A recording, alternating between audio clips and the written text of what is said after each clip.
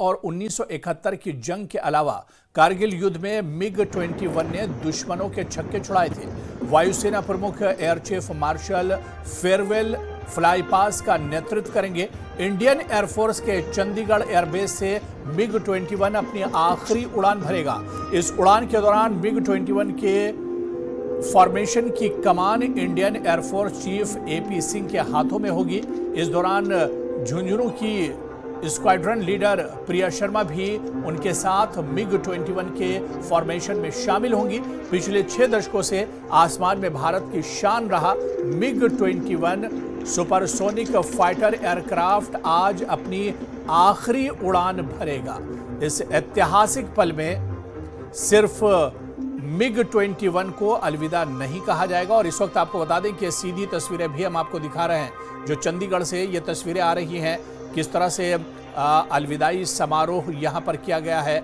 और ये भी बताया जा रहा है कि इस ऐतिहासिक पल में सिर्फ मिग-21 को अलविदा नहीं कहा जाएगा, बल्कि भारतीय वायुसेना में नारी शक्ति की बढ़ती ताकत भी दुनिया को दिखेगी। इस मौके पर स्क्वाड्रन लीडर प्रिया शर्मा, जो इंडियन एयरफोर्स की 7वीं महिला फाइटर पायलट हैं, जो मिग-21 को आखिरी बार आसमान की ऊंचाइयों में ले जाएंगी। इस दौरान उनका साथ देने के लिए खुद air chief marshal AP Singh इस फ्लाइट फॉर्मेशन का हिस्सा होंगे।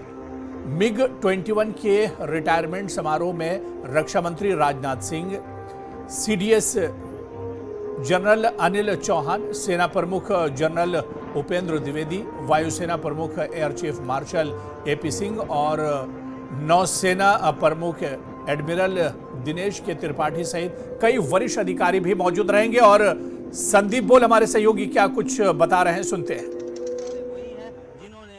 मिग-21 को उड़ाया है अपने सर्विस के दौरान। यहाँ पे पुराने जो कई सारे एयर चीफ भी मौजूद हैं, जो कि फ्रीक्वेंटली इस एयरक्राफ्ट को उड़ाते रहे हैं। और यकीन मानिए कि एक लंबे समय तक भारत के पास इस वक्त इन दोनों स्क्वाड्रन के जाने के बाद कुल 29 फाइटर स्क्वाड्रन होगी, लेकिन एक टाइम पे मिग-21 के अलग अलग वेरिएंट के तकरीबन 24 स्क्वाड्रन मौजूद थे। तो आप समझ सकते हैं कि इस एयरक्राफ्ट ने किस तरीके से यहाँ पे भारतीय हवाई सीमा की रक्षा की और कई अलग अलग वॉर और कॉन्फ्लिक्ट में इसने अपना।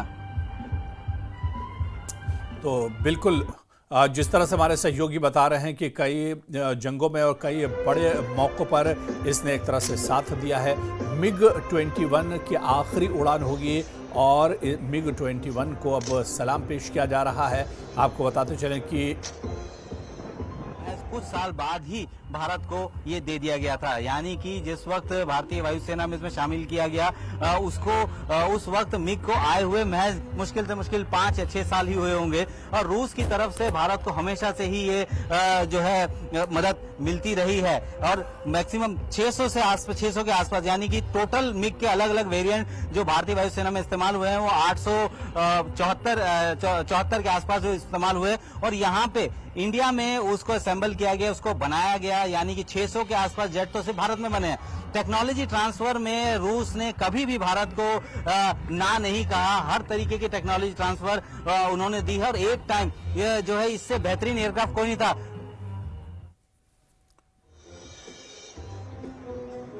तो बहुत ज़्यादा मैंने काफ़ी फ्लाइंग की है मिग-21 में, और मैं मानता हूँ कि एक तरह से मेरा कॉकपिट ऑफ मिग-21 has been my greatest teacher. In a sense it has taught me a lot, and I am very excited to be here to see the last flight of MiG-21 and meeting everybody who was a part of my journey. आपने कब से कब तक मिग-21 पे काम किया था?